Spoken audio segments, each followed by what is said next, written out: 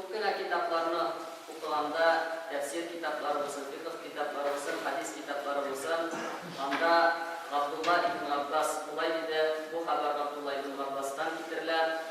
Абдулла ибн Аббас шушы фикердә иде дигән сүзләрне еш ишарат кылганлар. Кем соң Абдулла ибн Аббас?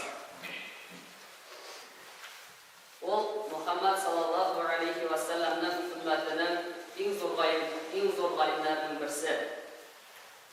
Аллаһ Тәала шушы бер шәхестә бик күп дәрәҗәләрне бергә җыйды. Иң беренчесе ул әлбәттә сахабалык дәрәҗәсе, сахабалык фазилаты. Ул яшь кенә булса да сахаба булды. Аннан соң инде әлбәттә гыйлем дәрәҗәсе, ул Куранны иң күп белүче сахабалардан иде. Аннан соң Пәйгамбәр саллаллаху алейхи ва салламга туганлык дәрәҗәсендә Аллаһ Тәала шушы шәхестә җыйды. Чөнки ул Пәйгамбәр саллаллаху алейхи ва салламның абыйсы Габбас ибн Габдул-Мутталибның улы иде. Шулай ул бик таква кеше иде. Төннәре буе намаз укып чыгып, көннәр буе ураза тота иде, таңнар буе тәүбә истигъфар кыла иде. Хәтта аның елый-елый күз яшьләре аның яңагында буразналар калдырган шәхес ул. Ул һиҗрәткә кадәр 3 ел алдан туа. Аллаһ кешесе вафат булганда аңа ни бар 13 яшь кенә була. Шуңа карамаслыктан ул Аллаһ кешесе саллаллаху алейхи ва салламнан 1660 хадис ятлап алып, аны сахабаларга ирештерә. Сахабаларга һәм гомумән бөтен мөселман уммәтенә ирештерә. Абдуллага 10 яшьләр чамасы булганда, инде ул Пәйгамбәр саллаллаху алейхи ва салламнан калмыйча һәрвакыт артыннан ияреп йөри торган була. Пәйгамбәрбез саллаллаху алейхи ва саллям намаз укырга теләсә, аңа тәһарәткә суны Абдулла ибн Аббас артында торган була.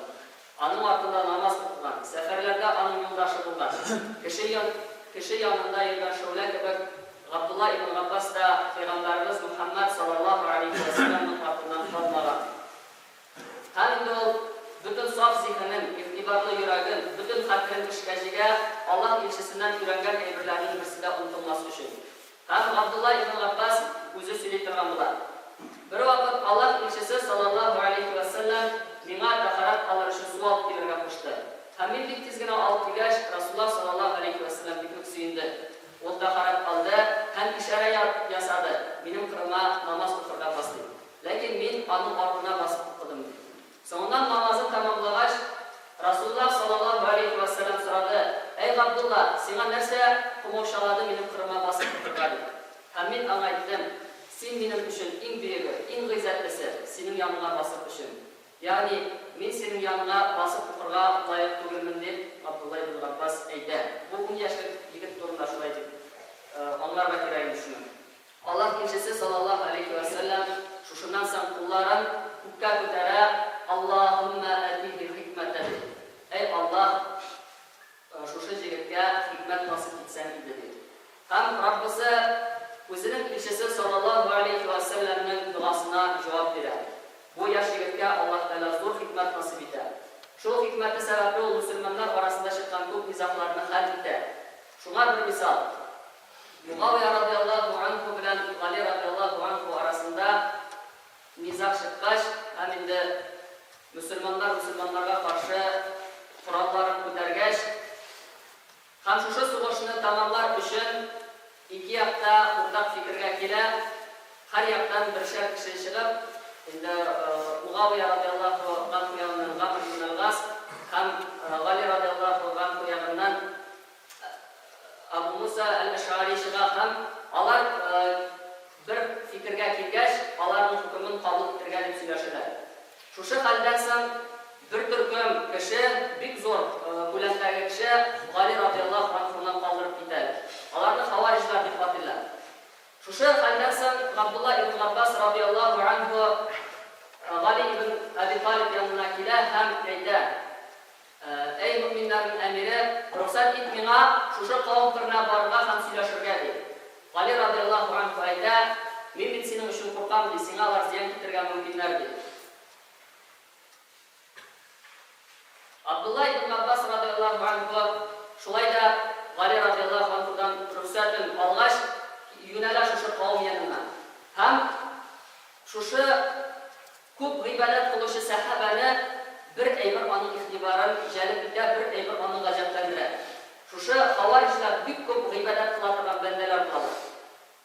Күз алдына китерегез инде, төннәр буе сахаба намаз укый, ягъни аны инде күп гыйбадат кылуы ялтыратмаска да тиеш, ләкин шушы хаварижларның бик күп гыйбадат кылуларында һәм шушы гыйбадат кылуда иҗтиһад кылуларында тырышлык күрсәтүләрендә ул инде гаҗәп хәл күрә. Һәм инде Абдулла ибн Аббас әйтә, аларга мөмкинме сезнең белән сөйләшергә ди. Бер төркем әйтте инде, мөмкин дип бер төркем әйтте, тыңламагыз аны ди. Мөмкин дигәннәре Абдулла ибн Аббас радиллаһу анһу янына җыелалар һәм ибн Аббас әйтә, әйтегезче, Аллаһ илчесенең абыйсының улы булган, аның киявы һәм иң беренче иман китергән кешенең кайсы гамәлен сез инкар итәсез ди. Менә анда да игътибар итәргә кирәк, аны хикмәт белән сүзен башлауда. Ул мөэминнәрнең әмире дип кенә дә башламый, Гали ибн Аби Талиб дип тә башламый, аның фазиләтләрен санап китә һәм әлбәттә инде шушы фазиләтләрне бөтен кеше таный торганлар. Тегеләр әйтәләр, без аның үч гамәле белән килешмибез ди. Һәм ибн Аббас аларны санарга кушкач, алары birinchisi, ул Аллаһ динендә кешеләрнең хөкем итүен кабул итте ди. Ягъни хөкем итәргә бар дип Аллаһ тәгаләгенә хаклы. Икенчесе ди, Гайша һәм Муавиягә каршы сугышкач, ул ганимат малы да, әсирләрен дә кулга алмады. Өченчесе, кешеләр аны әмир итүләренә, аңа бәйгать бирүләренә карамастан, ул үзен мөэминнәрнең әмире дип атамый ди. Менә шушы эшләре белән без аннан канәгать түгелбез, шушы эшләр аркасында без аннан разый түгелбез, шуңа без аерылып киттек ди. Һәм ибн Аббас әйтә, әйтегезче ди, әгәр дә мин сезгә аның шушы эшләре дөрес икәнлегенә Qur'andan ayetler kitirsem, Rasulullah sallallahu aleyhi ve sellem'in hadislerini kitirsem, siz kiri anın saflarına ilanıp kaytırsınız mı? Yani kiri Müslümanlar yanına ilanıp kaytırsınız mı deyip sorayım. Tiglara elbette delil kitirsem biz ilanıp kaytarız. Hem İbn Abbas sözün başlayın. Birinci sözünüzge kirgende değil. Yani siz ettiniz Allah dininde kişilerin hükümünü kabul eder diye. Allah Teala Meyde suresinde eyledi. يا أيها الذين آمنوا لا تقتلوا الصيد وأنتم حرم ومن قتله منكم متعمدا فجزاء مثل ما قتل من النعم يحكم به ذوى عدل منكم. Allah Rabbimiz Meyde suresinde ayda, ey iman kitirgen bendeler, ihram halinde avlanamız. Hayvanını bile turup kutirgen kişiye ceza bularak, şol kutirilgen hayvanın beyasin aranızdan 2 gadil kişi bilgilegeç, anın beyasin bile olur deydi. Allah bilen ant itigiz. Müslümanların bir-birsinin kanun kuyuda, araları düzeltüde kişilerin hükmünü kabul ettiği haklırak mı, ya ise beyası şirik bir kanundan kuyan meselesinde mi? Diğerleri Müslümanların bir-birsinin kanun kuyuda, araları düzeltüde diler. Hem İbn Abbas ayda, bu ihtilaftan çıktınız mı diye. Diğerleri Allahümme na'am. Ey Allah şahit ol, biz çıktık bu ihtilaftan diye. İkincisi diye, Allah ilçesi algan gibi ganimet malı da esirlerinde kulga almadı degan sözleringizga kelganda, alla siz onamiz bo'lgan G'ayshani o'zingizga boshqa esirlarga bo'lgan halal intirganlaringizmi? Ey desangiz kafir bo'lasiz. G'aysha onamiz tugul desangizda kafir bo'lasiz dedi. Chunki Alloh taolo Qur'onda aytadi: "An-nabiyyu awla bil mu'minina min anfusihim wa azwajuhum ummahatuhum." Peygamber müminlerge üzerinden de artıktır. Anın hatınları, nikahları haram olduğu da müminlerin analarıdır. Şulay bulaş dilegeni sayılarız diye. Sonundan eyde, bu ihtilaftan da çıktınız mı diye. Diğerleri Allah şahit biz çıktık diyorlar. İbn Abbas eyde, ama Gali üzerinden müminler emiri diyen isimini bitirdi diyen sözünüzge kilgende. Peygamberimiz Muhammed sallallahu aleyhi ve sellem Hudaybiye günü Allah ilçesi de yani müşrikler bilen tüzügen suluk bastına bu Muhammed Allah ilçesi dağmalaşkan nerselik gazıga talep etkeş tigilere ana karşı çıktılar. Eğer de biz senin Allah ilçesi ikenligini bilsek biz sana karşı soğuşmaz gidektik. Şundan sonra Peygamber sallallahu aleyhi ve sellem lakin de tigilere ettiler, lakin sen yaz Muhammed Abdullah oğlu dedikleri. Hem Resulullah sallallahu aleyhi ve sellem siz mine yalğanğa tutsanız da min Allah ilçesi dedi, lakin özünün aşı izahtan çıkır üçün, suluq tüzür üçün özünün Allah ilçesi degen sözünü bitirdi dedi.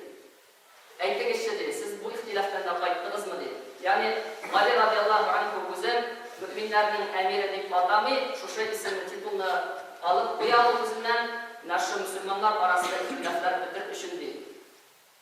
Һәм тегеләр әйтә, biz bu хилафтан да чыктык диләр. Һәм менә шушының җимешләре булып 20 мең кешенең кире Али радиаллаху анхуның сафларына кайтып тора. Yani namda hikmet bilen İbn Abbas radıyallahu anh Kur'an hem sünnetten deliller getirdi. Hem ona karşı bir gün de bir sözde eyle Allah çünkü hakkını silahı. Hem kayber kişiler şu hakkını kabul etti. Hem Allah'ın sanatı bilmeden bir şeydi. Kaysi birisi 4000 kişi havariş bulup naşı Müslümanlardan kaybeştirdiler. Bizlerin tekabürlükleri ortasında. Allah Rabbimiz Kur'an'da ayda kimga tilasa Allah Teala hikmet nasip eder. Kimga tilasa Allah Teala hikmetini verir. Kimga hikmet verilse ona büyük bir hayırlılık verildi. Lakin bu ayırlarını bari akıllı olan kişiler gene anlarlar diye.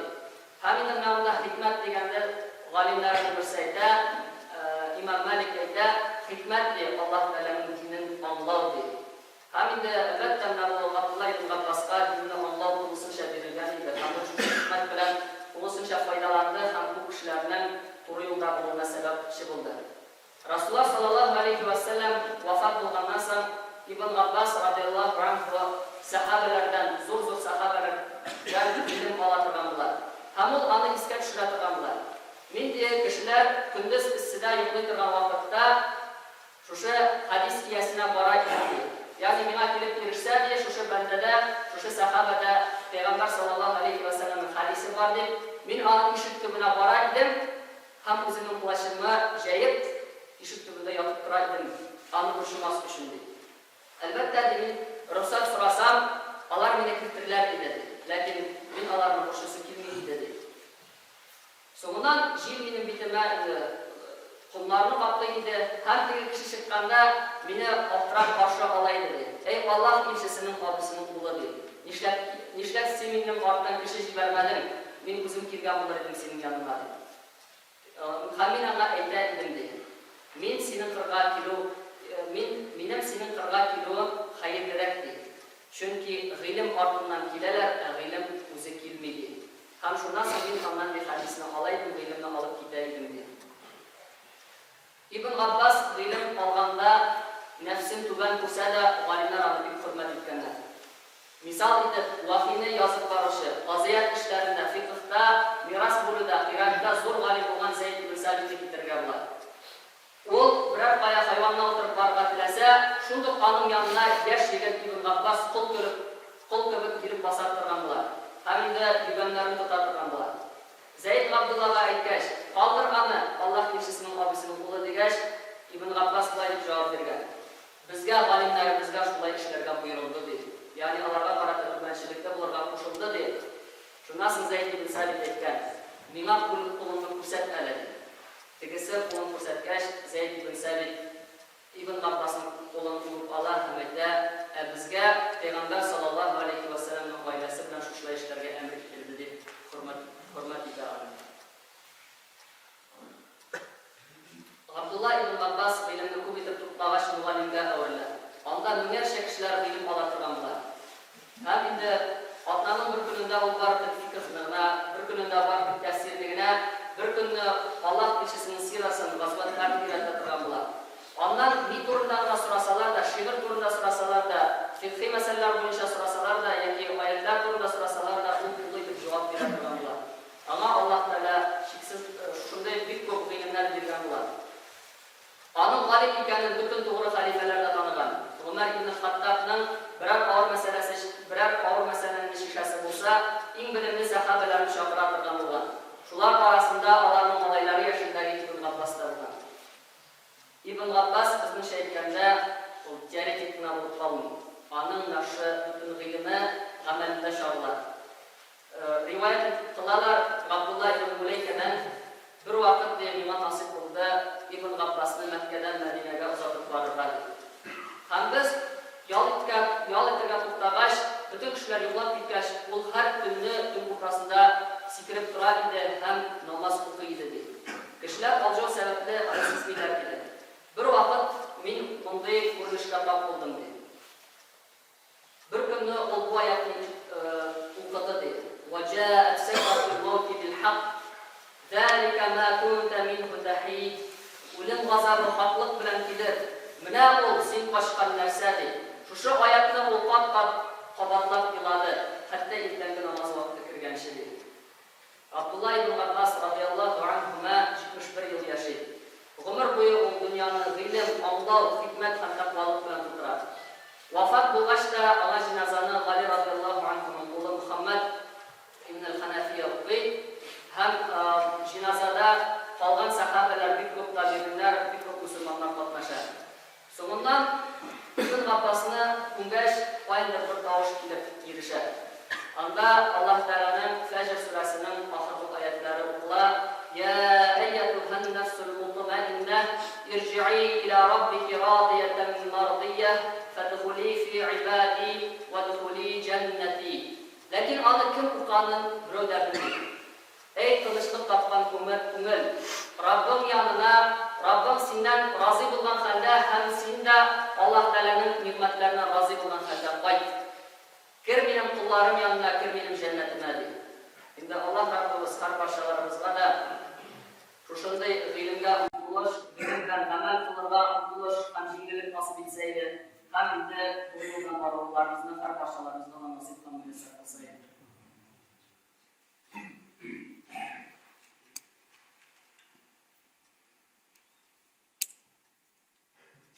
За 3 года до хиджры, в один из наиболее трудных периодов в жизни посланника Аллаха, саллаллаху алейхи вассалям, и его последователи, когда курайшиты разорвали все отношения с родом пророка, саллаллаху алейхи вассалям,